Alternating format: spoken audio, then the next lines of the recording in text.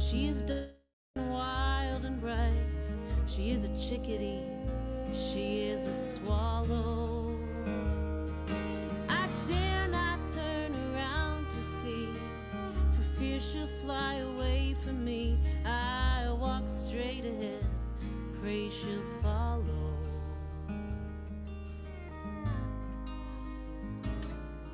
Annalie,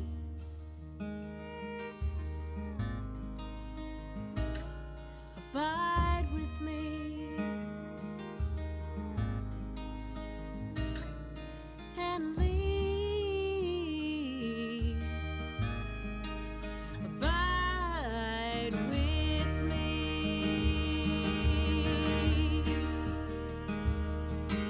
She sat with me in a yellow room. She drew the dead leaves into bloom.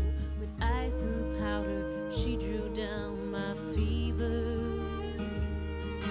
Oh my God, her hands on me, sweet and strong as a maple tree. I was a refugee, she my healer.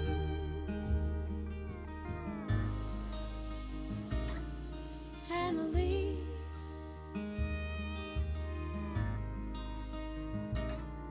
abide with me.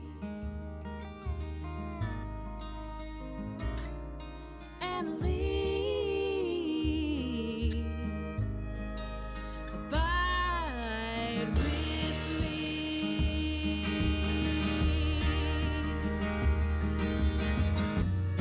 I wanna know what you're hungry for. I could make a place for you to land. I could feed you seeds and berries from my hand.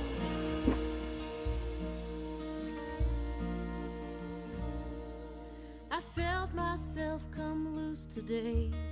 I fear I may have lost my way. There's a boulder in my brain, it's like to split me. If I stumble in these winter weeks, fall beneath the weeping trees. Oh, Annalie, please fly to me, stay with me. Annalie,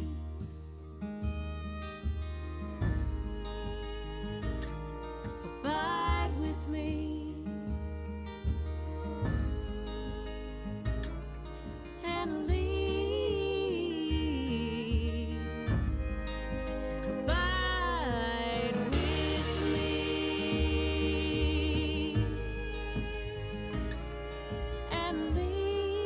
Annalie, abide with me.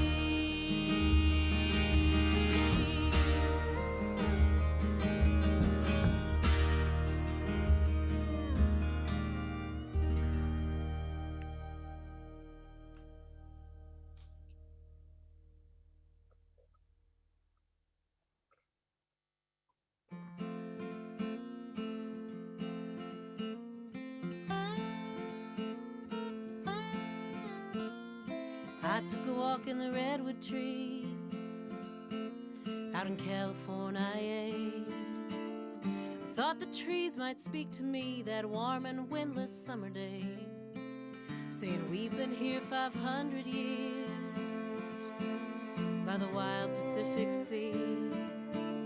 But I took one look at those big old trees and I worried they would fall on me. Worry, my friend,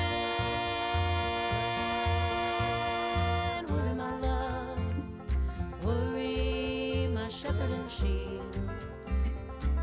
I've brought more trouble than I'll ever repay. Frost in the summer fields.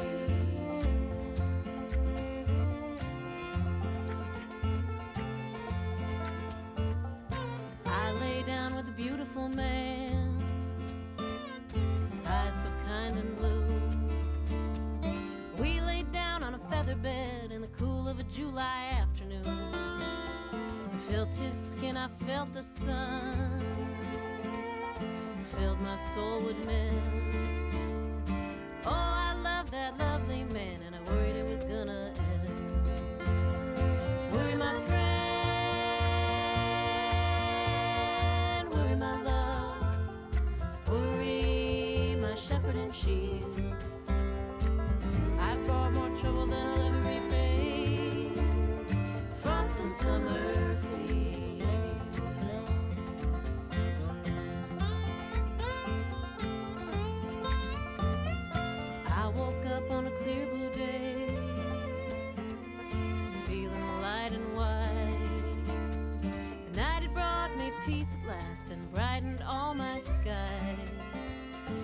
see my worry had gone from me, gone on the westbound track. My worry had finally set me free till I worried it was gonna come back.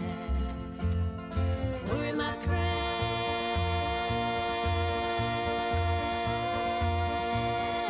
worry, my love, worry, my shepherd and shield. I brought more trouble than I'll ever repay. Hey, good afternoon, everybody. I'm Charlie Mosbrook. This is the Farm Virtual Connections Tech Tuesday. Today we are is Show Me the Money Part 3. We are exploring crowdfunding. One of the greatest challenges for artists, presenters, organizations is project funding and revenue. We will discuss various platforms, including Kickstarter, GoFundMe, Patreon, and others. We will look at successful methods and practices and explore the questions of why and how crowdfunding can be a meaningful part of your funding plan. That's the official word, the way I wrote it. Anyway, my name is Charlie Mosbrook. I am the president of Farm. We also have working the dials today, Annie Capps. So thank you, Annie. And you will be pitching some of your questions to her via the chat. She will be reading those. So you can just address them, Annie. We are joined today with our panel with Joann Murdoch, who she founded the Joann Murdoch Agency in 1980. She's a founding member of Folk Alliance, represented many artists, including Michael Peter Smith and Lee Murdoch over the years. She's stepped back to offering support services to artists on a contract basis and booking and managing the Humanities series in Kansas. Lee Murdoch is still touring, recording, Zooming, and Joann is devoting her energies to her own creative pursuits in fiber arts and graphic arts, which looks like she's got bins of that stuff above her head there, if you look at them. And we have Katie Dahl. She's up in Door County, Wisconsin.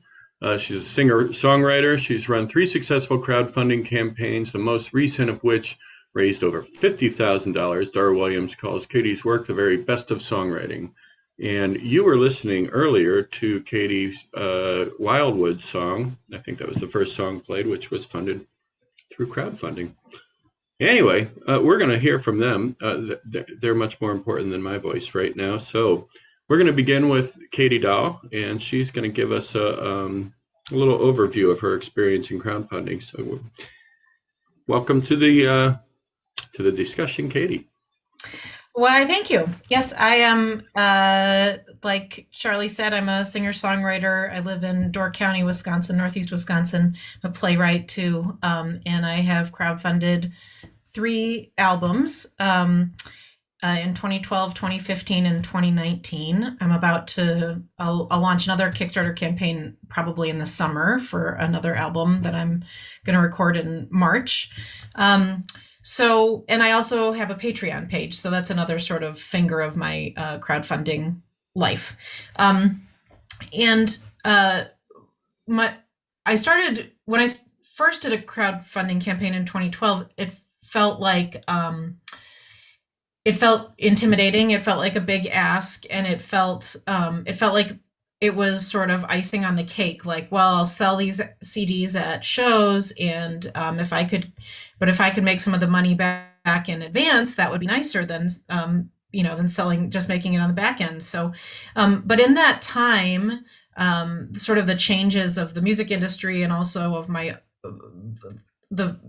own finances, like that I'm making more expensive albums than I used to, mean that I now feel that I couldn't make an album without a crowdfunding campaign. So to me, they have come to feel like a necessity, both from a financial standpoint and also from a sort of branding or like grassroots fan standpoint. So I feel like a Kickstarter campaign is when I am most engaged with my fan base and most directly interacting with them and most directly sort of telling them the story that I hope that they'll hear en masse. Of course, if you're on stage, that's even better. But those are smaller individual situations. So to me, the Kickstarter campaigns are like big stepping stones, sort of touchstones of my career. I have always used Kickstarter for the crowdfunding that I've done. I know other people are fans of Indiegogo or other platforms. I just don't have expertise with them. I have what I know about Kickstarter is that it's a user-friendly interface, I think, both as a creator and as a patron, and also that it has name recognition. Like, I think people often call campaigns Kickstarters even if they're not a Kickstarter. So to me, that brand recognition is great, and worth the fees that Kickstarter charges, in my opinion. I wanted to sort of start like at this beginning part, think about like what have I found that is especially helpful in a Kickstarter that you might not know. Like, you can look at my most recent campaign was for an album called Wildwood. If you Googled Katie Dahl Wildwood Kickstarter, you'd find that. You could see like my levels, what level, what you could get for what levels, and how did I create the story, and all that stuff. You could see that there. But what I sort of wanted to start by saying what you might not know behind the scenes that I think makes a Kickstarter successful. And in my opinion, a ton of it has to do with advanced preparation and giving yourself a lot of time to start working on something. So making sure that your email list is in really good shape, and that you have a plan for emails before and during a campaign.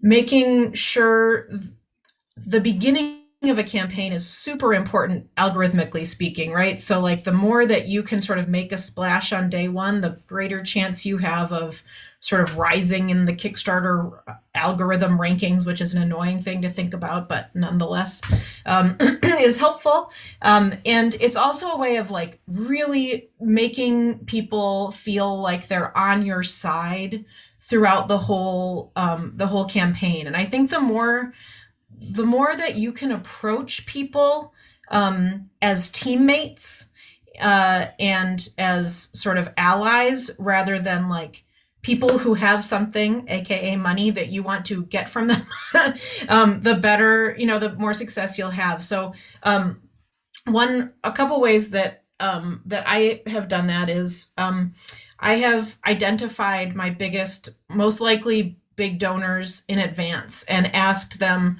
to please, I've written them individual emails or called them and said, please put, my campaign is launching July 14th. Could you please put that date on your calendar? If you do plan to give, it'd be awesome if you could give on July 14th. And that's great, because A, it helps you in the algorithms, and B, it helps them to feel, special, because they are helping you with this. And it's a real teammate ship. I sent out physical postcards. I'm a big believer in the physical aspect of a crowdfunding campaign. So I spent a lot of time developing my physical mailing list and sent out physical postcards to people in advance of a Kickstarter campaign. That makes a huge difference, in my opinion, not to just have it splashed over social media all the time. I identified business sponsors. I live in a small town, and I promised business sponsors, I gave them different levels, $250 to $1,000 of like, I'll give you publicity if you're willing to sponsor my campaign at a higher level. And if you do it, please start on July 14th so that we can get that thing going. And finally, I had a big, for the last two campaigns I've done, I think I've had a big kickoff concert event. And if in these times, I might do a live stream. What that does, I think, is really generates excitement, and it gives you a chance to sort of frame the conversation and do some education about why is a Kickstarter important. I think it's people don't know, understandably, how the music business works. They don't know how much it costs to make an album. They don't know how little people make from streaming. They don't know how rare CD sales are becoming, and I think they don't know how much it costs to hire a publicist. And I think like the more that you can sort of explain, I at some sort of kickoff event, the more you can sort of explain like why is it that you need what is this project, what is this album about, in a sort of concise and compelling fashion, an elevator pitch for your album, and why is it that you need money for it? Why can't you just do it yourself? Why would we need to pony up?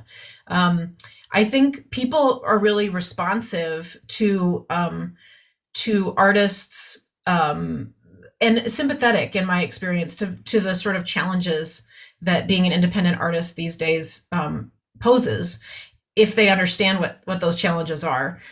So I think that a big part of a Kickstarter campaign is it's an opportunity to sort of educate people about what is it that is necessary in a campaign. So those are my initial thoughts, and I know that we'll have more time to talk and answer questions later, but I'll turn it over to Joann now. Hey, hi, Katie. Yeah, you did a great. I was looking at your site for Wildwood online when we were invited to do this workshop, and I was very impressed. Okay. You had really pulled together a lot of big ideas and really made it, something, a real online event, and something that a community event that people could really be a part of. So, and Katie covered a lot of the things that are, if you heard me at other Folk Alliance conferences, that are some of my favorite drums for banging, especially creating your mailing list and your emailing list, and communicating with your fans and friends and family. She said you really need to have a finely tuned emailing list or mailing list before you get started. And like you, Katie, Lee and I sent out a lot of physical postcards for our most of our Kickstarter projects too. It's becoming a little less common now in this era, but and 58-cent postage. I think planning is the big thing, as Katie said. This is going to take a lot of time. So, it's going to take a lot more time than you expected the first time you do it. Although I think the first one we did was 2014, and Lee and I had very little experience at that time in video production, and we have a lot more experience in that now. So maybe that'd be a little easier, but it's a tough one. So and so it's going to take a lot more time than you think it is to put together photos that go in an exact format and fit into the templates that Kickstarter, Indiegogo, and some of those places have. And you want to remember, you want to figure out what your budget is, and whether, if you do not make the Kickstarter goals or the Indiegogo goals, whether you're going to still be able to do your project. And you want to budget into that also for all the extra fees that will come off from Indiegogo or Kickstarter as well. So I have, Lee and I have run, I guess, only 3 Kickstarter projects. The first one was in 2014 for his Loving Light CD. And then we did one for What About the Water in about, 2016. 2016, 2019. And then in 2019, we, that was the toughest Kickstarter that we did, because we were republishing our Lake Rhymes book, and we republished it in hardcover, which cost about $30,000. And the problem that we had to address in that was that a lot of our solid fans and friends already have the book. So we really had to kind of tap into a new audience for that. But we managed to pull it together. I think the most important things is to think about a team. Think about getting some help. I have done 2 Kickstarters as a staff and consultant with Reggie Harris, and it's just if you really feel like you just don't have the technical skills to do a Kickstarter, you probably have a friend, a fan, a supporter, a family member who can do some of that computer work for you, because Lee certainly doesn't have those skills either, the computer skills. But anyway, any number of people that you can have to help. So I have been also on a team with Jane Yolen and Louis Collins and Donna Abert, where they did one for Infinite Dark. And we did that I thought we did it on Indiegogo, but we may have done it on Kickstarter because we really had a big issue with making it over the finish line on the numbers. We raised about $15,000. And that was for someone who's Jane Yolen is a very much of an internationally recognized writer. So, but anyway, we had team participation, and Donna and Louis and Jane, a lot of their part was in doing that contact and doing that ask and reminding friends and family and fans that they had this Kickstarter going. An important thing, I'm sure, Katie, that you did this too, is you do want to also Kickstarter is not like the only thing.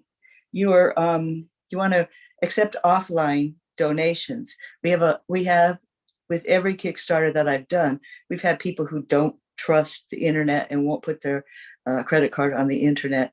And so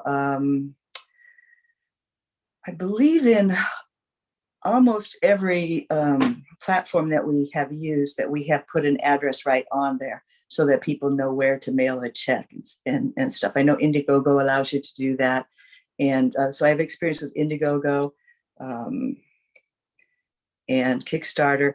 And then the last project that I did with Reggie, we did with his videographer. And we used a platform called videosforchange.wedid.it. So it was an Italy site. It was like We Did It. It was a very clumsy site. It was very difficult to work, and it was also kind of difficult sometimes for the people who wanted to make donations. So it would be a hard site for most of us in folk music to get on anyway, but I probably wouldn't recommend it. A couple of nice things about Indiegogo. The first one, of course, is that you still get your earnings whether you reach your goal or not. I think the first funding that we did with Reggie, we made about 87% of his $15,000 goal, but that was enough to get him through. One of the things that I have fun with, like I said, is trying to, and I saw Katie approach this in a different way too, is I try to offer some perks that people couldn't get anywhere else unless they were to perks or rewards or whatever the particular platform calls their funding levels, that people could not get elsewhere. And we've had autographed books maybe that weren't by Lee or the other people. Reggie, in one of his Kickstarters, had a T-shirt from one of his civil rights events. And, so there were some other things like that also make very special incentives for people to make donations. And they really don't have a particular monetary value. A recent Kickstarter that I supported was from a person because you got to really be creative about how you get your word out. But one of my fiber arts teachers is a Zoom teacher in British Columbia. And when she sent out her newsletter at the start of the year here, she said that this woman who lived in her small town was running an Indiegogo to raise money to build a clay art studio. And so she said, anybody who makes donations within the next week or so, let me know that you've done that with an email. And then she put us all into a raffle, and a couple of people were given one free class for making their donations. And for everyone else, she gave a small discount for a registration fee for a future class. So that's just one example of a way that you can work with someone else to help you get your word out. One other thing I would add before we go to questions is just that there's a rhythm to these Kickstarter campaigns. As Katie said, you want to try to get a really big splash when you start, big amount of funding when you start. And, you're looking at it, and after about the first 6 days, I'm thinking, on just about everyone, I'm thinking, oh, this is not going to be a problem. We're going to make it. But there is a doldrums period. So I believe most sites recommend that you go with like 30 to 40 days for your funding, but you're going to have a big start, and then you'll have days where you only get $25 or $100, and you think, oh, I'm really worried about this. And that's when you sit down and start making personal emails and personal messages to people, and even phone calls. And near the end, of course, some of your bigger donors will come in. So that's, you can get really discouraged in the middle part of it, though. You really have to work at that time. So I think that's the main things that I want to kick off with. Let me unmute myself. Thank you, Joann. And thank you, Katie. Lots of information in there. I'm trying to parse it all together to ask you both the right questions. And the one thing that really stuck out from both of you was the pre-planning and how important that is to go in with a good game plan. Joann, you spoke of video, and Katie talked about the kickoff party. Telling the story is an important thing. What are some things that you've done to try to really tell that story? How do you go about that? And what do you find to be most effective? Video or text or a kickoff party or all of the above? I would say you need both video and text. You definitely need a video, in my opinion, at the top of your crowdfunding campaign. And the shorter, the better. Like, I think, especially people who are music fans and are therefore your most likely funders have seen 1 million 4-minute long crowdfunding, videos saying like, this is the best work I've ever done, and these are the amazing players, and it's so great. And that's fine. It is fun to do that, and but I think people don't. When I've had long videos in the past, and people don't watch them. You can see on the analytics that people don't follow all the way through. I think the more you can keep it really punchy and in 1 or 2 minutes and clever, and either clever or just heartfelt and direct, I think the better. I paid a videographer for my last video, which was a big investment, and that was cool. But I'm not sure that I couldn't have made the same amount of money if I didn't pay a videographer. So I don't know. Those are my opinions. You need great text. It can't be too rambly, like everything. You just have to remember that people have short attention spans. They see the top parts of things, both video and text, and you can't hope that they will get to the bottom of your page. That's exactly it. And I think if you're writing short copy, it takes longer than if you're writing long copy, because you write it and you say, okay, if they're not going to get past the 5th paragraph, what did I really need to put up front and stuff? So we did a lot of that. We would start with something very short, and the templates that they give you, I think especially Indiegogo, really limits you to the number of words that you can have at the beginning, and then even in certain sections. What I tended to do was, especially with Reggie's project, because it was a big video project, and as well as a CD. And there were a lot of things developing over the 45 days or so that it ran, was I would insert another photo and kind of make another short section and put another small piece in there. And you could do that also by using the update software that they have, but that doesn't always go to all of your readers. I think you can use the internet model of you want to keep it short and get your message out really short, but then you can also use a public radio model that says the more you talk and the more information you give and the more you kind of commiserate and communicate and become connected to your listener, that becomes an important thing too. And Katie had said that in your first presentation, is that you're not just asking for money, you are inviting people to really feel like and be truly a part of your team and a supporter of the music and the people. With that idea, is that something that you can include in the perks? And is that something you want to include in the perks? I've seen people offer a producer credit and things like that. Is that something either of you have done or think is a good idea? Or? I think that Reggie had a 15-minute, and some other people too had like a 15-minute or a 30-minute phone conversation to be one of the perks for his thing. I also saw some really great ones with David Olney, who's now passed away, but he managed to use his also to sell a guitar.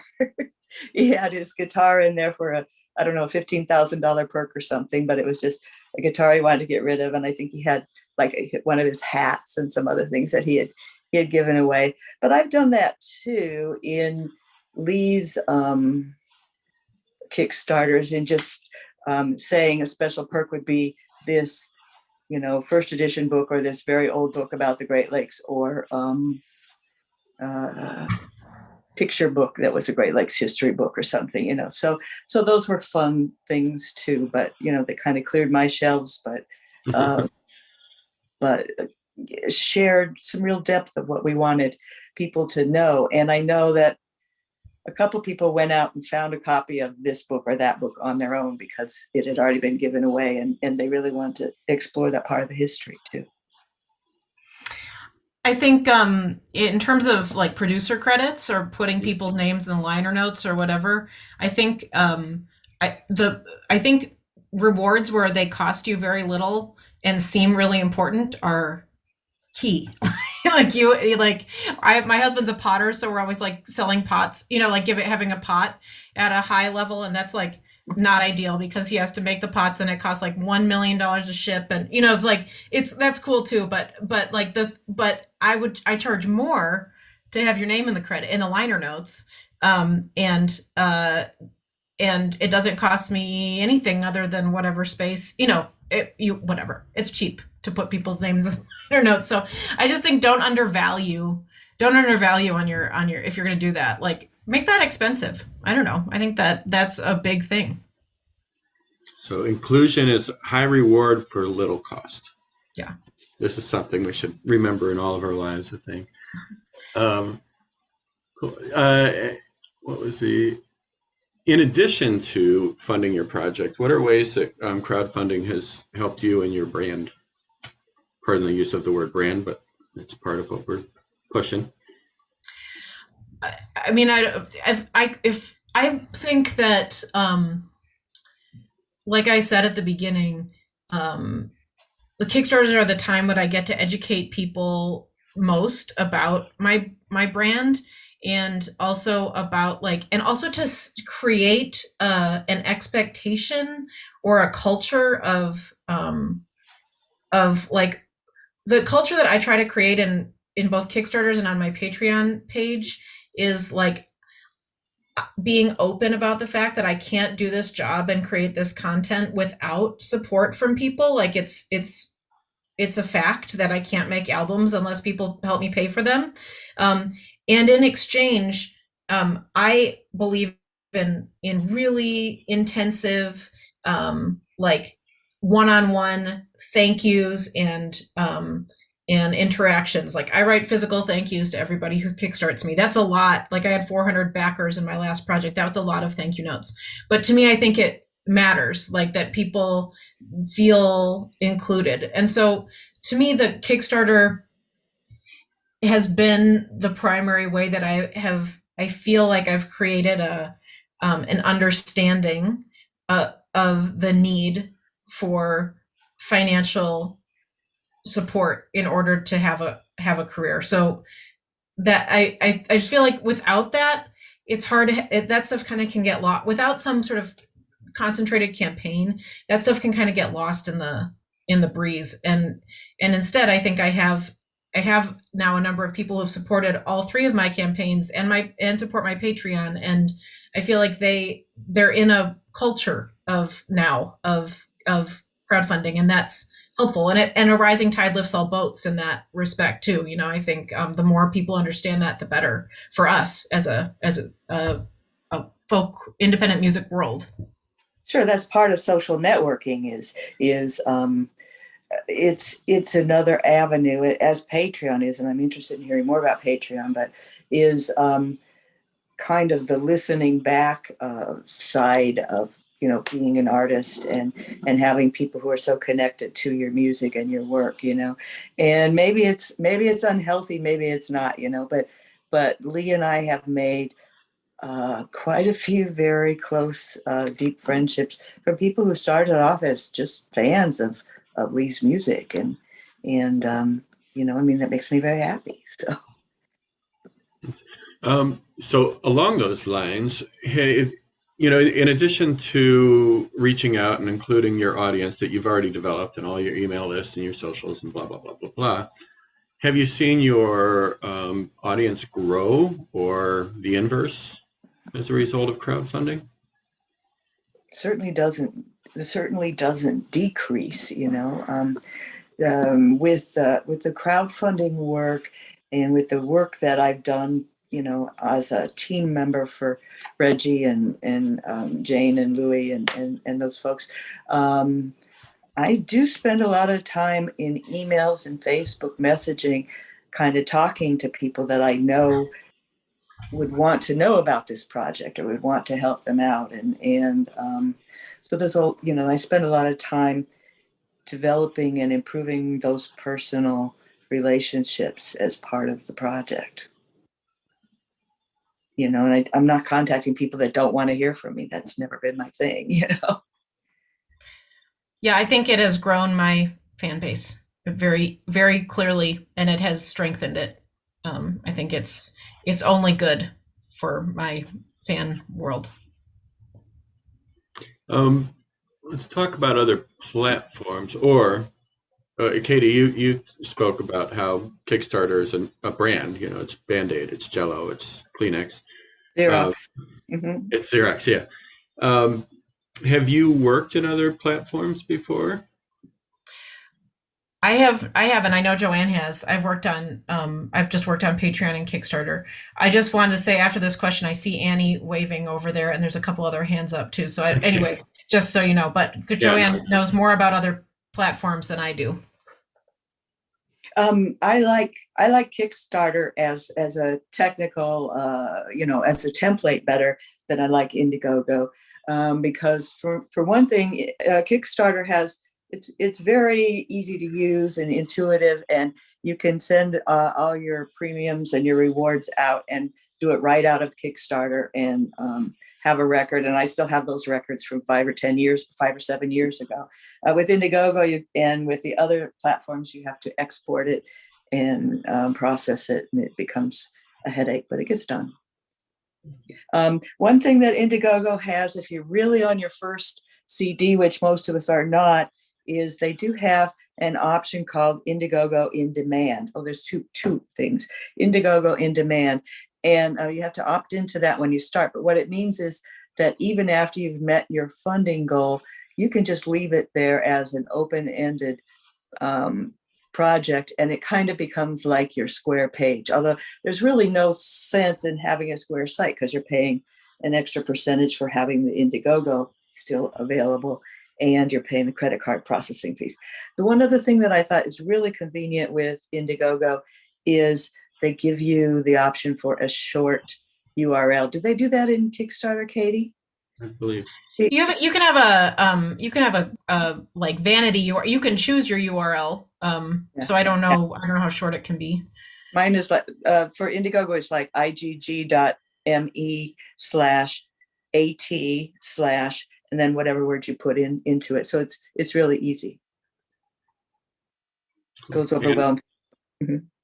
One more question from me, and then we're going to get to everybody else's questions. Taxes and fees. Do I need to consider that, and how do I set my funding goal with those things in mind? No, they probably won't charge you taxes or fees. Ha! Yes, you are. They are. It is a huge, huge thing to think about. And especially to consider if you are recording your project in one calendar year and reaping the Kickstarter benefits in another calendar year. That can be a tax difficulty. As you create your budget, you need to be aware of how much this is taxable income. Kickstarter will send you a tax form if you make over $20,000 on it, a 1099. And even if they don't send you a 1099, you need to declare your income. So for sure, and they will take a lot of fees. And you just need to know that, look at Kickstarter, look at the deal before, as you create your levels. You need to think about shipping, you need to think about fees, you need to think about taxes, you need to think about the actual cost of creating all that merchandise. I say generally make the levels more than you think. I would say resist the impulse to think nobody will get it at that price. Maybe they will. And just the last thing you want to do is be putting all this stuff out there and losing money on your Kickstarter. That's the worst. And don't forget that on Kickstarter now, this is an awesome development in the last 5 years. You can add shipping to the levels. So that is awesome, because it used to be that in a $25 level, there was no shipping addition on there and you just had to pay shipping out of that. But now it's $25 plus shipping, whatever you determine that shipping is. So that's what I think. Yeah, Indiegogo does that. They have the shipping templates. It's kind of a nightmare now with the shipping rates for non-USA being so tremendously high. But you just expensive. International is so expensive. Just to send to Canada, a CD will cost you $15 to $20. Yeah, that's a lot. Is it a percentage or a flat fee? That's a question that just came in from Annie. Shipping? No, the fee for donations. So if I give you $20, it's a percentage. Yeah, it's a percentage. Yes, and then I don't know if it's a percentage that goes to Kickstarter and a percentage that goes to the credit card processing fees, or it's just all rolled into one. It should be just all rolled into one. But yeah, I would say look on the Kickstarter FAQ. I feel like there's a flat fee per credit card transaction plus a percentage or something like that. I don't know. Okay. There were a couple of questions that were included in the registration. One of them, as a nonprofit organization, I don't think we can use Kickstarter. Are there other options? Do you mind if I just read off these other options real quickly and we'll jump to the actual other questions? GoFundMe, Mighty Cause, Fundraise, FUNDRAZRG, Fundraiser, I don't know what that is, Indiegogo, and First Giving. And then there was a question about changing perks after the campaign launches. One thing I know is that once somebody donates at a certain level, your perk is locked in, but you can always create a new perk, so you can update it in that way. We started off with a few perks, but then we added a lot of other perks, which maybe is not that efficient, but we had a lot of one-of-a-kind perks in some of our things. And then on a couple of them, we made it a lot simpler. But one of the perks that I got from the Three Ravens with Jane Yolen was I got this wonderful Jane Yolen. She calls it a broadside, but it's a print. I put the frame on it, but it's a signed print of one of her short poems, and she's really a prolific writer. She writes. I'm on her poem a day emailing list as well, so that could be kind of amazing, But so if you're going to do a lot of one of a kind things like that, you need to kind of trickle them in slowly. Yeah, but you can. I believe, Charlie, if you get one of your perks wrong, you could lower the quantity that's available of that. Okay. I would say what I have done to get around the one of a kind perks, because I do think that it preys on people's attention, and it makes people stressed out when there are too many different options. Like they get their, I feel this, you're scrolling down and you're like, t-shirt plus vinyl plus, it's like stressful. So like what I did was I had two different things on my last one. I had a $1 level, which was the U.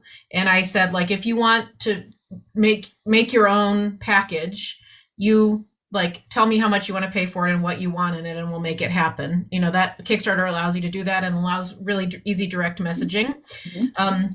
And the second thing I did is I had a lot of like, choose two of these 5 things, levels, like for $50, get 2 of the following, CD, mm-hmm. t-shirt, vinyl, blah, blah, blah. Mm-hmm. And so that even if the money isn't exactly right, it all comes out in the wash, and I'm a big believer in like fewer options is better. And if people get stressed out, they just click away from your page rather than sticking with it. I love the idea of being able to clear out the closet of old guitars and CDs too with perks. Let's jump to the community. Howard, you want to ask a question? You're muted. Okay. There you go. I'm unmuted now. I've got 4. First, on the postage for mailing CDs, I just recently bought a couple of CDs from indies, and one of them had a hard shell case and lots of graphics inside, and he paid $4.15 for his postage to me. Another had one of those cardboard CD envelopes and stuck had a nice glassine, like cellophane envelope inside it that had the artwork folder and the CD and some tchotchkes, some decals. And they paid 2 first-cent stamps for that. So there's a big difference in how you decide to package what your expense is going to be. And as a consumer, I don't care. I mean, I want the artist to retain as much income as they possibly can, and I don't need a plastic hard shell case or anything that even simulates it. Just get me the CD. So something to consider. Secondly, on the when Kickstarter allows sponsors to send in a check, if the Kickstarter campaign fails, what happens to that money that was already sent in? Usually the credit card doesn't get debited until the minimum is struck on the campaign.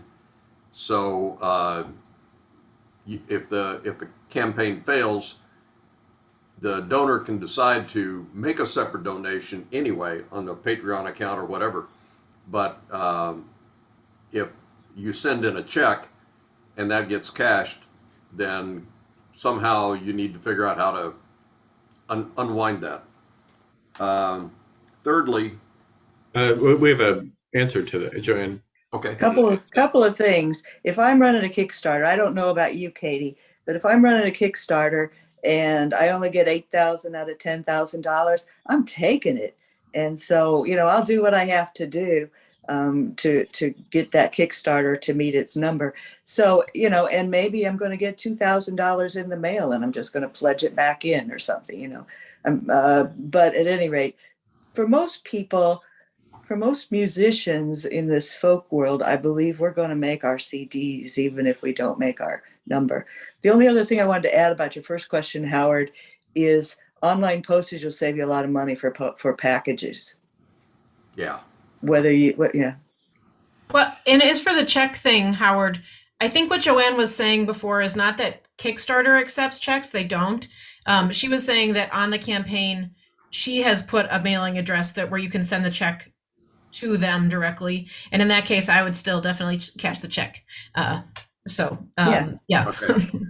Well, and as a donor, I really don't care about the tchotchkes. I'm supporting the artist whose work I love, and whether I get a thank you note or a CD or a whole raft of stuff, I don't want a lot of merch. You can donate $500 and do it at the $25 level where they're going to send you one CD. Well, and that's usually, what's usually happened is the artist will come back. Well, you didn't select any rewards, and my answer is I don't want any rewards. My reward is your work. And then when you're doing your promo vid on your Kickstarter campaign, just if you've not done them before, my suggestion to you is when you're writing your script, and you ought to write a script, visualize that you're talking to a small gathering of your most devoted fans. You're not talking to the universe. You're talking to Joe, Sue, and Mary. And then the last one was there's another emerging website that is competing with Patreon called Ko-Fi. I don't know if anybody's heard of that. It's how do you spell it? Ko-Fi. So finance, I assume, is the... Yeah, I don't have much experience with it. Oh, the last thing is Katie, I love your music. Well, thank you. And Howard, with his giant donation for no reward, you once again demonstrate your sainthood as audience and presenter. Every time I hear you speak, I'm just like, you're the audience and presenters we all need and want. Peter.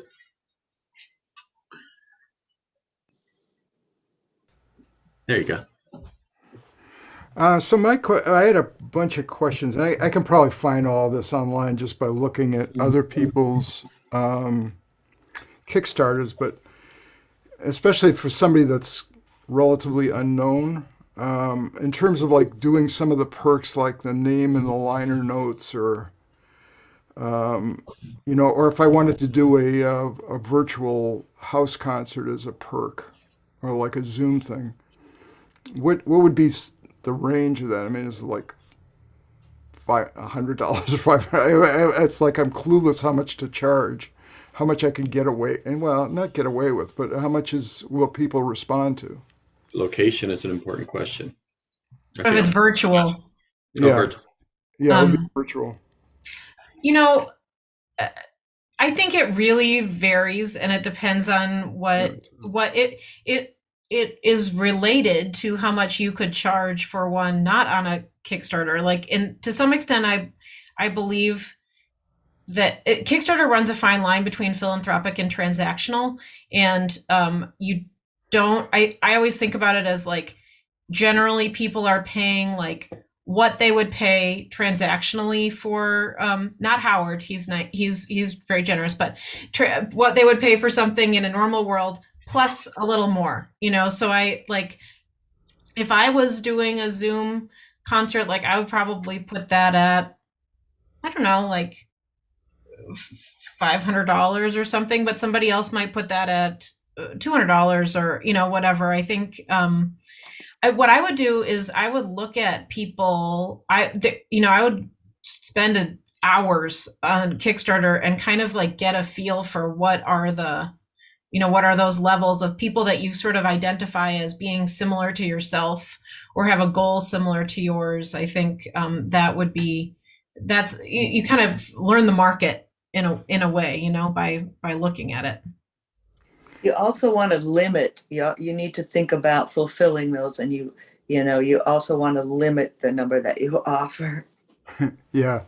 One other question, I have Kickstarter, not an Indiegogo. I have it as an Indiegogo, but I was about to release it. But then I'm thinking, well, gee, now at this point, I've got some of the music almost done. Should I have links to some of it so they hear what it is, or should that be in the updates? Well, what I did was what I did on my last album was I had one song available on the homepage. If any of you are thinking about hiring publicists, you have to be kind of careful about that. If you're hoping to get a song premiere, you don't want to wreck it by having it be out there already. But I put one song that I sort of thought was like, apropos to the theme of the album, but not likely to be a premiere, attractive premiere song. And I think I used SoundCloud. That's a helpful site to use to sort of share that. Okay, and one other quick question. This might actually be a question for Charlie.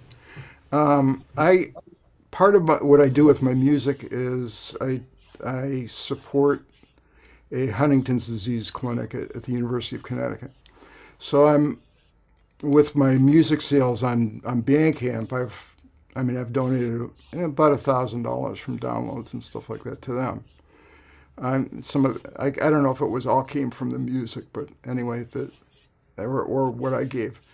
But I want to say in the in my Indiegogo that I'm also raising money for this. But am I mixing? Should I just say when I get the CD, when I make a profit, do I? I would check.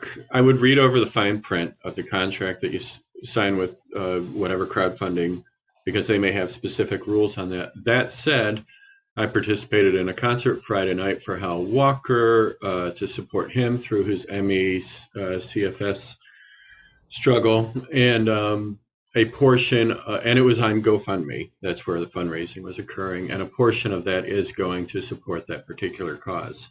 And I think I supported Folk Alley and FAI at the time with leftovers from my crowdfunding.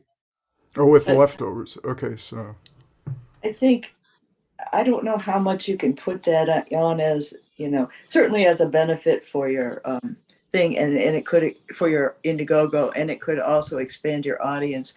But as far as the tax deductibility of their donations, oh yeah, that's it wouldn't be tax deductible to you, but it's not going to be tax deductible to me as a donor to your campaign. Yeah. I mean, I thought about taking, there's one song I have called Huntington's Waltz, and I thought about having, okay, download this song and I'll give, whatever you give to that. I think that's cool, and I think you do reach different people like that, and I think it's a different angle. I don't think it's too mixed messagey. I mean, I think you don't want to have a very big portion of your proceeds going there, because I think that some people might prefer to just give directly to the charitable organization rather than to you if it's too large a proportion. But people do such creative things, like, and there used to be a platform called Pledge Music that went under that specifically allowed people to choose a charity. But like Erin McKeown, I don't know if any of you are fans of hers, but she just did the coolest thing. Like, she received a gift from a fan to make her album. So instead, with the proceeds of her crowdfunding campaign, she gave out micro grants to people, which is super cool. So I do think there are really creative. It's not at all bad to be creative and unusual in paying it forward. I think that's awesome. Obviously, it's morally awesome, and also I think from a marketing perspective, it can be helpful. Next up, we have a question from somebody planning to launch soon. Annie. She jumps on the screen. I was going to let Smitty go next, but I actually had, because I know what his question is. So, but he's going to shift gears a little bit maybe. And so I just wanted to, first of all, you guys are awesome. Thank you. I've got a whole list of things I'm really super excited about. My question is two-part, and it sort of had to piggyback off of Peter, because we've mentioned Patreon a couple of times, but we haven't really dug into Patreon. And weirdly, I've also been planning to launch our Patreon page, and I thought doing a Kickstarter, like asking my fans to contribute to a Kickstarter at the same time as like now maybe also think of supporting me monthly? Like, how do you juggle that? And are your premiums on Patreon, or can you, I don't know, like look at Patreon, go make your choice, and if you get money from Patreon, just add it to Kickstarter yourself? And that was sort of like the tail end of, if you don't get to your limit, like let's say I got some money in the bank that's sitting there waiting, I can add that money myself so that I get to the limit. Is that kind of, because that's always my biggest fear about this, if you Has don't to hit it. be. So that a lot of people do that. Yes. Yeah. Totally. Yeah. I mean, yes, and yeah, you can't technically yourself, but you can like give it to your spouse to, you know, like, so like who can do it. So whatever. I think like this is really, and this is a question of the forefront of my mind, because this will be the Kickstarter that I launched this summer, will be the first one I've launched since I started a Patreon page 2 years ago. And I like my guide in all things Patreon combining with crowdfunding is Carsey Blanton. I would recommend Patreoning her and going to look at her Kickstarter, because what she really did was treated it like, okay, you on the Patreon are on the inside track. And she had a special early access. She announced to her Patreon people before that she did to the general public. She said, like, go to my Kickstarter, and there's a special level for you. It was $5 cheaper. 2 different things were $5 cheaper. So like she treated the Kickstarter kind of like a merch pre-order campaign more than like a, you know, philanthropy thing. And then she said, you can get it cheaper if you can get this pre-order cheaper if you're my Patreon person. So like I would frame it like that. If I like, that's how I'm thinking I'm going to frame it. Like, okay, you on the inside track of Patreon, you get early access and cheaper access to this Kickstarter than most people. And like, I don't know if these numbers will hold true or be true for most people, but like I have 175 Patreon people and I had 400 Kickstarter people on my last one. So I think that a lot more people are inclined to give to your Kickstarter. I think it's going to be way higher. So I'm not like super worried about the cannibalization, because I feel kind of like the Patreon people is a much smaller, like super dedicated Howard, like very nice segment, you know. I just posted Carsey Blanton's website in the chat for everybody, you guys. It's Carsie. I'm a huge fan. I was like over there. I saw her Kickstarter. That's great. And I know Cy was curious about if you're going to talk a little bit more about Patreon. I know we're running a little bit short on time, so I don't know if you guys want to touch on that after there's other questions. But quickly, I'm assuming if somebody sends you a check, Joann, you just then turn around and add it to your Kickstarter, because the check itself being sent to you isn't get included. Is that right? I do not put it onto the online Kickstarter because I don't have to pay the extra percentage to Kickstarter. I just put it in my bank account. And I mean, some of it's from my mom and other, sometimes it's a $15 check from someone who really can't afford it, Right, or okay. I think somebody sent Reggie a $5 check, couldn't afford a CD, but when I did fulfillment, I sent him a CD. So, Nice. That's great. So- Okay. I'm just curious, because it seemed like if you want to reach your goal at Kickstarter and somebody sends you a $500 check and you need that, then maybe you would, but I can see the smaller amount. I think you hold on to it. I think you hold on to it. And if you're in the beginning of your campaign, if someone is like, what should I do? I would err on the side of go on Kickstarter, even though I'm going to pay the fees. Like if you're willing to do the credit card, do it. But some people will say, to be nice to you, can I give you a check so you don't have to pay the fees? And if it's later in the campaign and you're pretty sure you can make your goal, like that's awesome. Like, yeah. There's a big benefit with the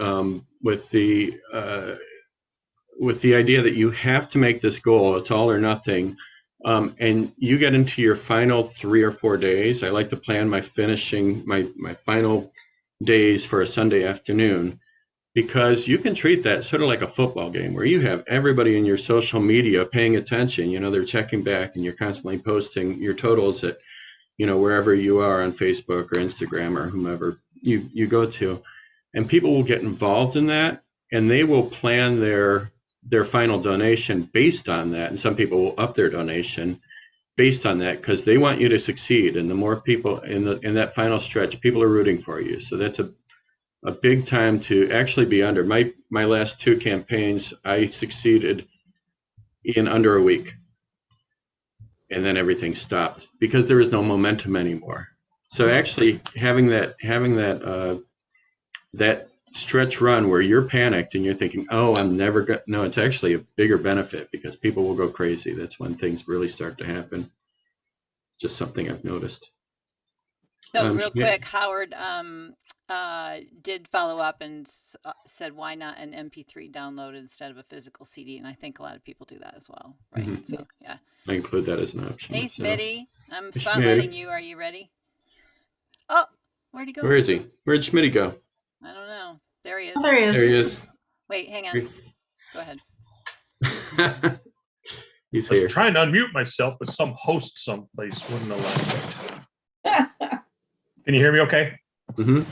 All right. So I have a question about a different kind of potential use for crowdfunding.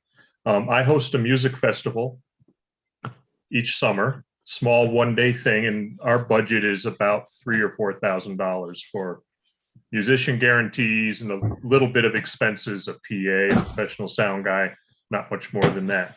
And we collect donations at the gate. It's in a park, it's in a city park. So we've got to kind of come up with a little fence kind of thing and try and control the gates. And it takes a lot of volunteers to watch the gates, which are difficult to line up. And also the risk of rain or not enough people coming is basically on me because it's kind of a one-man thing. So I thought maybe I should do a crowdfunding, Kickstarter, whatever you want to call it, in the few months leading up to the festival and kind of tell people if we can raise a few $1,000s, we'll just eliminate the requested donation, make it free for everybody. And wouldn't that be a good thing? You know anybody that ever did this? You think it's a good idea, bad idea? I don't know about offering it for free, but I'm pretty certain that other festivals have been doing crowdfunding. You could also offer sliding scale tickets instead, so that people felt like if they had donated by buying their sliding scale ticket, their pay what you want ticket, that they wouldn't then be also compelled to give at the door if you didn't make your goal, but they had already donated, I don't know, you could do that. Yeah.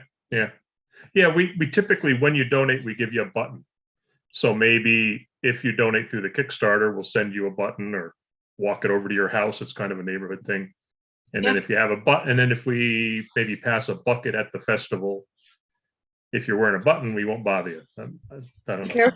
Be careful about postage on buttons, because if it won't go through an automatable machine, it'll cost you at least $3 probably to mail them. So but you could do that with a flat piece of paper. And that yeah. Good point, Joann. Thanks. Wristband, maybe. Wristband, yeah. Any other thoughts about doing this? Or I think it's a good idea.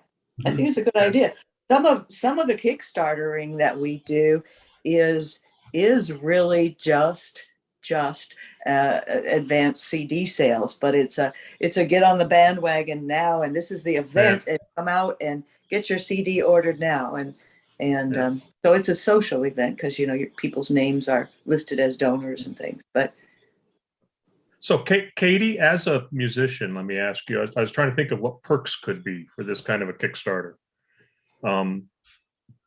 What would I ask? Let's say you were performing at Pump Stock, and maybe someday you will, I hope. What would be a reasonable thing to ask you to maybe donate or bring that could offer as a perk? A CD, a signed CD. Well, it depends, I guess, on how many of them. I mean, a signed CD, but I wouldn't want to probably give 10. Because I would want people to buy them once they came to the festival, so I wouldn't want them to have gotten them for free. Sure. Smitty should buy them from you. Well, that's what I was thinking about. That. Oh, if it was, at the $100 level, you get a signed CD from Katie Dahl. I could buy that from you for $10. Oh yeah, I make 90 towards the 100%. Okay, be great. I'd love it. You could do it with a Okay. shirt. You could do it with any merch that I had. Perfect. Okay. All You right. could do it with a chance to meet the artist or some little reception. That's the other thing I was thinking about, an access kind of perk, you know? Mm-hmm. Mm-hmm. Yeah. Well, I For love that, that. for that you should get a lot Special, of money, though. yeah. Like a Say it again, Joann, hospitality what? room or something after the For fact. access, Sorry. Yeah. For Artist Get a reception. lot of money. Yeah, What are you saying, Joann? I keep missing you. I'm sorry. For access, you That- should get a lot of money. Okay, all right. And, You and think that's gotta- valuable, the huh? artist can Okay. stay around to do it too. Yeah, I mean, it could be an afterglow, right? You get to come to the afterglow. Mhm. Okay, cool. Thank you very much. Appreciate it. Thank you. Hey, Sue Fink. Hi, Sue Fink. Yeah. Hi. I had two questions. You guys, this is very, very helpful. Oops. Got it. The first is kind of what one of the things Joann just said. My mind is like three comments back. But do you use Kickstarter at all for just like kind of pre-sales? Like some of the if I was independently wealthy, I would be doing what yes, 500 for you, 500 for you, or whatever. But I'm not. Sometimes I see people and I want to contribute and get their CD and support their CD, but I'm going to have to pay double the amount of the CD. And maybe I'm not a super fan of theirs. So I wish there was like, do you guys use it at all for just options to say, here's a CD for a decent CD price plus shipping, not like double the CD. Like I can't necessarily pay $40 for every CD of people that I want to support. So that's one question. In my opinion, I offer both things. Like I do think that I think you're missing an opportunity if you don't charge at least $25, if not $30 for the CD level. Like, because I think that in my experience, that's generally the going rate.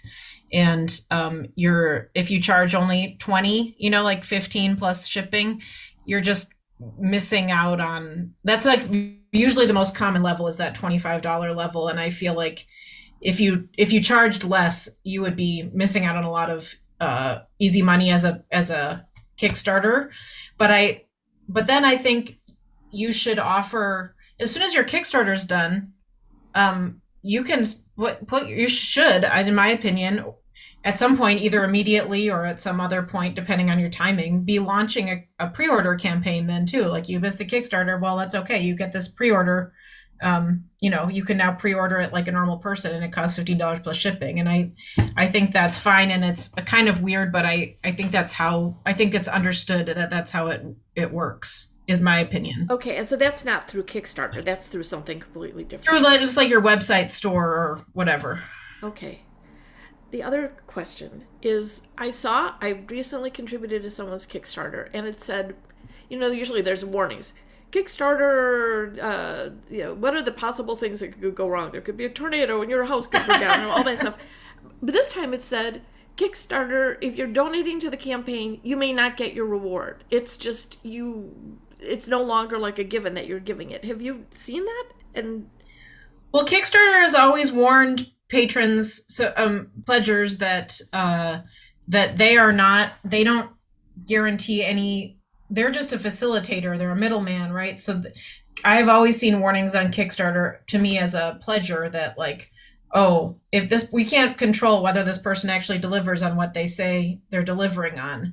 Like part of your job as a Kickstarter creator, I think, is to engender a sense of confidence that you are professional and that you will, right. deliver.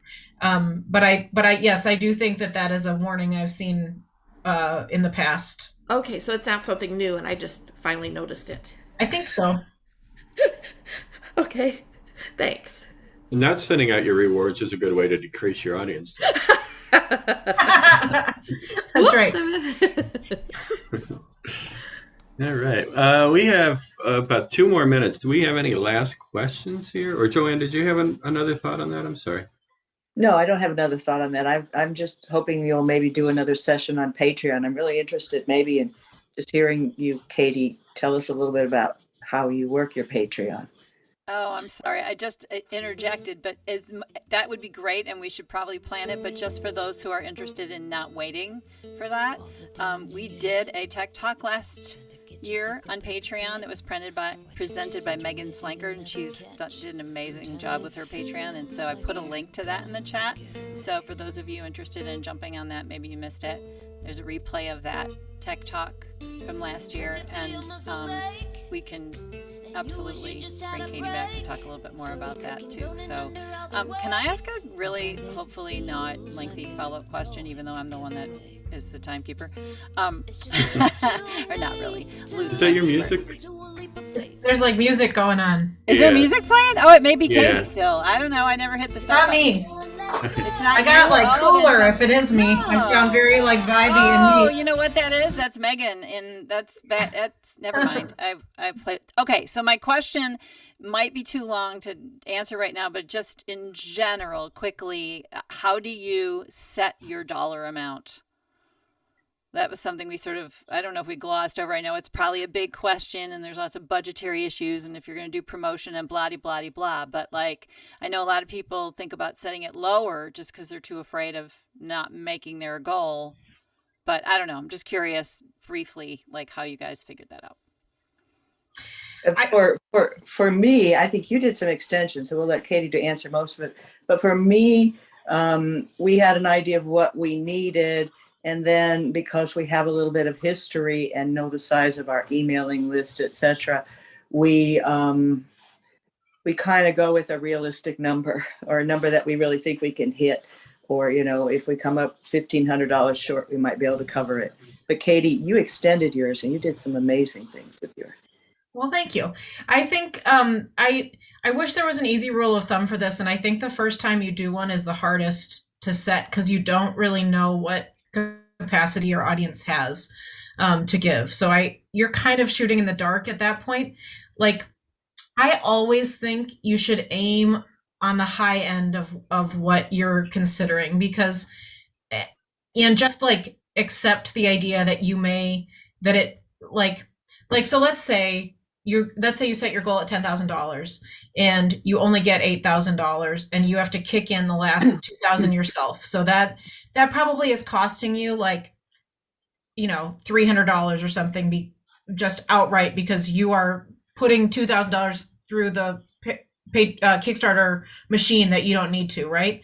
But like that's like a risk reward analysis that you just kind of have to think about. And I think that the potential reward of having it be a higher goal, if you feel that you have a solid email list and are willing to really put in a lot of work, like, I think the higher goal is the way to go. Like, I just think people, like, I really stretched, I thought, on my last Kickstarter with the goal. Like, I thought that my number was too high. It was $30,000. And then I way exceeded it. And I think partly it's because the goal was so high. I think partly it communicated the enormity of the need. And, so I don't know. I do think that don't undersell, because the last thing you want to do is like have, reduce your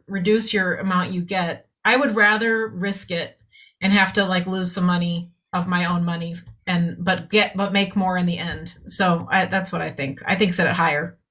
Helpful. Thanks. And of course, the other thing that Katie mentioned, but not directly, is you're putting a lot of work, a lot of time into this. So much time and work.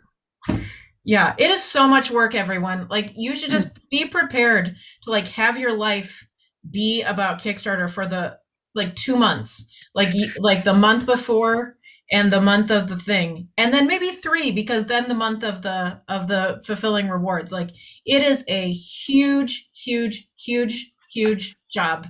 So like, if you do it well. So that's word to the wise. Like, be prepared. Well, I'm already deciding not to do it this month because I'm clearly not ready. This is your job. This was great. Really, really great. Thank you, guys. Hey, Joann, Murdoch, Katie, Dahl, thank you so much for sharing your experience, knowledge, and wisdom from this. This has been a great panel, and I've really enjoyed being a part of it, and I'm sharing this time with you. And thank you for sharing your time with us. Thank you, and hi to everybody. Yeah, I see so many friendly faces that I love on this Zoom. Hi, everybody. It's fun. I love getting together with all of our events. Speaking of our events, tomorrow evening we have our Folk DJ and Friends Peer Gathering. If you haven't jumped in on that, that's a great thing. You really learn about what the DJs are thinking these days, and that's helpful when you're putting out a new release. And if you're a DJ, it's really helpful because you figure out what the heck's going on in this world of DJ. Next week we have a similar thing. These are at 8 p.m. Next Wednesday we have one for venues and presenters. Joann Schmitty-Brush is going to be hosting that one. Tomorrow night it's more or less Sue Castle Annie will be opening the door for you. And then on the 23rd we do another one for agents and managers. That's Wednesday at 8 p.m. and Stephanie Coronado will be hosting that or moderating that. This evening, if you're looking for something fun to do at 10 p.m., our friends at Far West are going to be hosting their campfire. And we will be beginning a new event. Where did it go? I'm looking at my calendar and I thought I just saw it. Performance Lane, 27th. We're going to be hosting a new Performance Lane feature on the Thursday, the 27th of January. This will be a monthly event. And if you don't know what Performance Lane is, it's basically a pre-scheduled open mic for everybody to participate. And I love it. To me, it's the people's showcase. This is where we get to hear everybody who wants to be a part of it. And we'll be doing that on a monthly basis. Check all of these things out at farmfolk.org. I'm trying to think if there's anything I am forgetting about. We will have announcements very soon regarding our in-person conference that we will be presenting in October. I think that's the 19th through the 23rd. We're excited, and we'll mask if we have to, but I'm going to be there. And I think that's everything on my calendar. With that, I also would like to thank our team of Karen Rigatti, Schmitty, Nicholas Tomasma, and these are the folks who have been working specifically on this event to make it go. And of course, Annie Capps is working the phones for us. And I am Charlie Mosbrook. Thank you all for being a part of this. Thank you for taking part in our Tech Tuesdays. Next month we have we're going to be exploring hybrid. We don't know yet. We don't know yet. We're going to be exploring something. We'll tell you. It's one of two things. Okay. But we're going to find out soon. Sorry, Charlie. Should we go gallery view and everybody wiggle their hands? So if you don't want to be seen, now's the time to turn off your camera. But we're going to go gallery view to the live stream audience. And that awful, awful ending. Thank you again, Katie and Joann and Charlie. Awesome